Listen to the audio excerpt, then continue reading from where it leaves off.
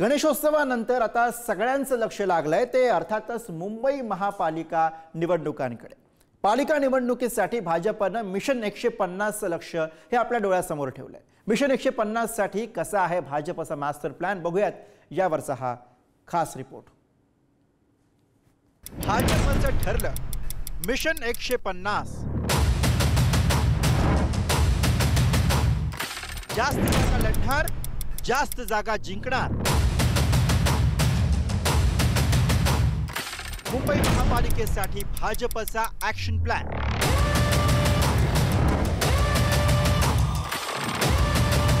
मुंबई महानगरपालिका, ज्या पालिकेवर गेली कित्येक वर्ष ठाकरेंच्या शिवसेनेचा भगवा फडकत आलाय, पण 2017च्या निवडणुकीत भाजपने इथे शिवसेनेला तगडं आव्हान उभं केलं।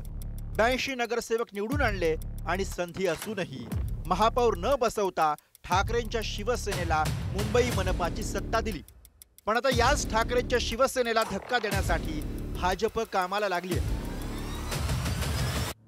भाजपने आतापासूनच आपला मास्टर प्लॅन तयार केलाय। मिशन 150 साठी भाजप जास्तीत जास्त जागा लढवणार। ठाकरेंचे काही माजी नगरसेवक सुद्धा गळाला लावणार। भाजपकडनं महायुतीसह स्वबळाचीही चाचपणी। महायुती आणि स्वबळावर किती जागा निवडून येतील याचा आढावा घेणार। निवडणूक रणनीतीसाठी भाजपच्या बैठकांचा जोर।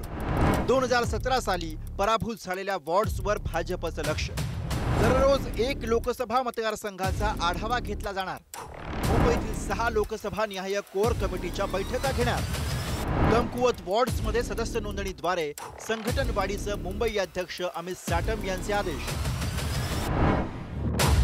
भाजपने मुंबईत महायुतीचाच महापौर होणार असा ठाम विश्वास व्यक्त केला। हा विश्वास व्यक्त करतानाच भाजपचे माध्यम प्रमुख नवनाथ बन यांनी ठाकरेंच्या शिवसेनेवर जोरदार हल्लाबोल केलाय।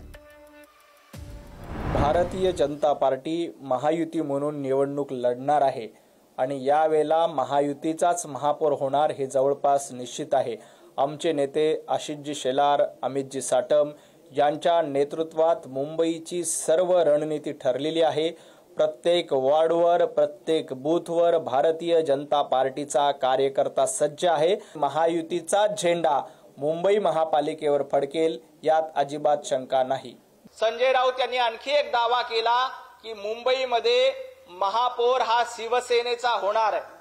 संजय राऊत, दिवसा स्वप्न करणं जरा बंद करा। दिवसा स्वप्न बघणं जरा संजय राऊत यांनी बंद केलं पाहिजे, कारण संजय राऊत यांचं हे दिवा स्वप्न कधीही सत्यात उतरणार नाही। तर भाजपच्या मिशन 150 वरून विरोधकांनी टीका केली, तर शिंदेंच्या शिवसेनेलाही राऊतांनी डिवचलंय। आमचे बरेचसे नगरसेवक हे या आधीच प्रलोभनाला बळी पडून दुसऱ्या पक्षात गेलेले आहेत। कोणी किती प्रलोभनं दाखवली आणि गेले तरी मुंबई महानगरपालिकेची निवडणूक, ठाणे महानगरपालिकेची निवडणूक, ज्या प्रमुख महानगरपालिका आहेत त्या शिवसेना जिंकणार याच्याविषयी आमच्या मनात शंका नाही।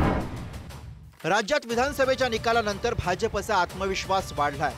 त्यामुळे आता प्रश्न एकच आहे की भाजपचं अनेक वर्षांपासूनचं मुंबई महापालिका काबीज करण्याचं स्वप्न यावेळी तरी पूर्ण होणार का?